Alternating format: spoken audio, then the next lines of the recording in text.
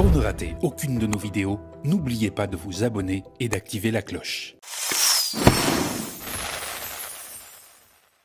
Le Conseil constitutionnel, à l'image de Prométhée, de la mythologie grecque, porte désormais le feu de la parole constitutionnelle. Elle aura 3 missions. La première, dire le droit. La seconde, c'est tenir à équidistance de toutes les pressions, d'où qu'elles viennent. Et puis la troisième, rassurer les Ivoiriens. Et c'est en cela d'ailleurs que la semaine devient décisive.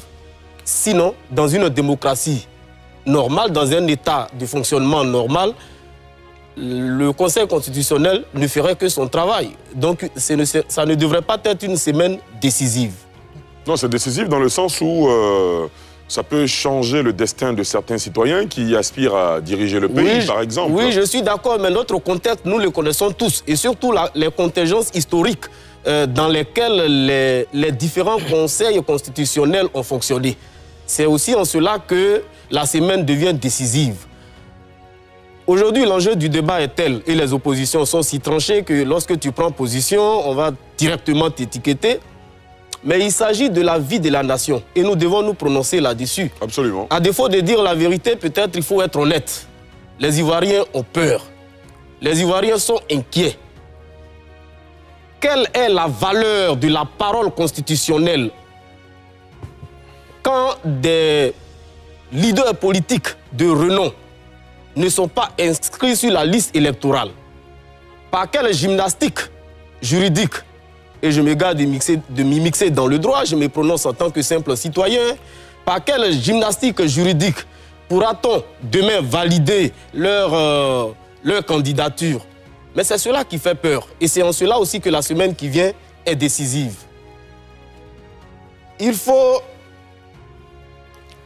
au-delà donc, de ce que le Conseil constitutionnel a à se prononcer, il faut que la République aille à l'encontre d'un certain nombre de candidats. Et aussi, il faut que ces candidats-là, avec leurs différents partis politiques, s'organisent aussi à rentrer dans la République. De sorte qu'au lendemain de la parole du Conseil constitutionnel, nous ne tombions pas comme si nous faisions un retour dans les années 2000, où autour de 19h-20h, le président de la Cour suprême d'alors, M. Tia Kone, devrait statuer sur les candidats retenus. Et il y avait une sorte d'atmosphère lourde qui planait sur tout le pays. Nous étions si jeunes, on nous avait même interdit de sortir dans les rues. Et on avait exclu à cette époque un certain nombre de candidats. Et la suite, nous connaissons. Et comment faire pour ne pas que nous retombions dans tout ce qui est déjà arrivé? C'est ce qui rend cette semaine à venir décisive. Très bien. Professeur Nobou? Ali, déjà, moi, je voudrais faire observer que le problème qui est posé est un problème de confiance entre une institution de la République et le peuple. Lorsqu'on parle de semaine décisive, parce que généralement, il s'agissait pour le Conseil constitutionnel dans d'autres démocraties ou dans la démocratie normale, et je pense que nous sommes dans une démocratie normale, de venir dire le droit à partir des éléments qu'il aura reçus. Mais la confiance entre le peuple et les institutions reste posée de sorte que je me souviens que le président Honoré Guié de la CEI, nommé par le général Guéhi Robert, a proclamé des résultats qui ne donnaient pas le général Guéhi Robert vainqueur. Du coup, lorsque nous avons quelqu'un qui a un poste de responsabilité comme ceux qui sont au Conseil constitutionnel, est-ce qu'ils vont suivre les décisions qui ont été déjà arrêtées de ne par exemple pas inscrire le président Gbagbo sur une liste électorale, de ne pas inscrire Tidiane Thiam sur une liste électorale, de ne pas inscrire Blé Goudé, tous ces leaders qui ne sont pas sur la liste? Est-ce que le Conseil constitutionnel va accepter, j'allais dire, décider de suivre ces décisions, ou est-ce que le Conseil constitutionnel va casser ces décisions pour permettre à ces personnes d'être sur la liste et pouvoir aller à une élection, ou à cette élection-ci? C'est le débat qui est en cause et qui reste posé.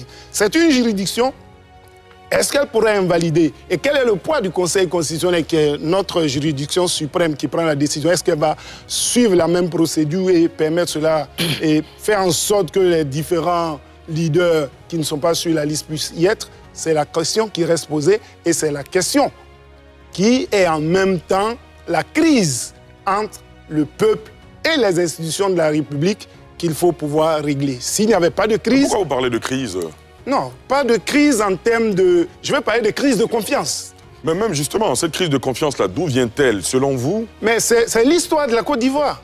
Depuis que nous avons... la Côte d'Ivoire démocratique, depuis... 95? Non, 90 déjà. Non, 90, Oufou était encore là. C'est ça. Et les problèmes ont commencé à se poser. Et depuis toujours, on ne fait plus confiance à nos institutions lorsqu'elles se prononcent.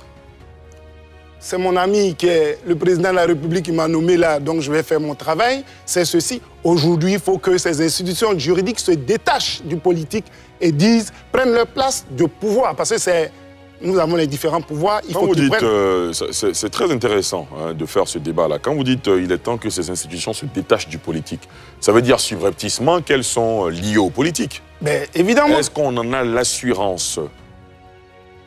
Évidemment. Vous avez suivi l'histoire récente de la Côte d'Ivoire, M. Ali. Vous avez vu comment un juriste peut-il prononcer quelque chose et il donne une décision, il vient casser la même décision. C'est normal, il peut la casser. Mais les éléments qu'on prend pour casser une décision, c'est des éléments qui doivent être des éléments de preuve et des éléments importants. Vous voyez que quand on nomme quelqu'un, on dit, bon, ben, c'est le président qui est là, qui l'a nommé. Et c'est pour ça que j'ai pris l'exemple d'Honoré Guier, pour dire qu'il ne faut pas d'emblée croire que le Conseil constitutionnel est pour le pouvoir. Il faut mais là, on est en train de dire une chose, son contraire. On dit quand on est nommé par le président, on est inféodé à sa volonté. Là, vous prenez le cas d'Honoré Guier, vous dites... J'ai dit que cela est possible. Lui, il a fait prévaloir son droit d'ingratitude. C'est ce que vous dites. Comme le dirait Thévo Guiré, le droit d'ingratitude du nommé. Très bien. Vis-à-vis du nommant. Très bien. Docteur Nénébi? Il faut plutôt parler de devoir d'ingratitude. Devoir d'ingratitude. Tout à l'heure, l'un des co-débatteurs a essayé de parler des membres du Conseil constitutionnel, notamment leur mode de désignation. Et le professeur Nobou aussi l'a rappelé. Mais en réalité, il faut savoir que le mode de désignation des membres du Conseil constitutionnel en Côte d'Ivoire n'est pas l'apanage de la Côte d'Ivoire. En Côte d'Ivoire, le Conseil constitutionnel est composé de deux catégories de membres. Les membres de droit, que sont les anciens présidents de la République, puis les membres nommés.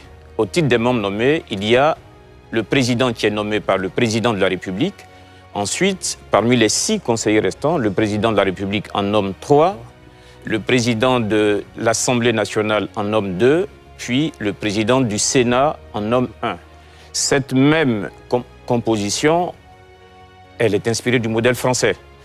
Et tout à l'heure, vous avez indiqué, cette expression, elle vient d'un ancien président du Conseil constitutionnel français qui a dit, après avoir été nommé par le président français, qu'il aura, à partir du jour de sa nomination, un devoir d'ingratitude. C'est-à-dire quoi? C'est-à-dire que, finalement, lorsqu'en Afrique, il y a quelques suspicions sur le Conseil constitutionnel, c'est, de mon point de vue, le rapport au droit et le rapport à notre façon de voir les choses, notamment suite à des nominations.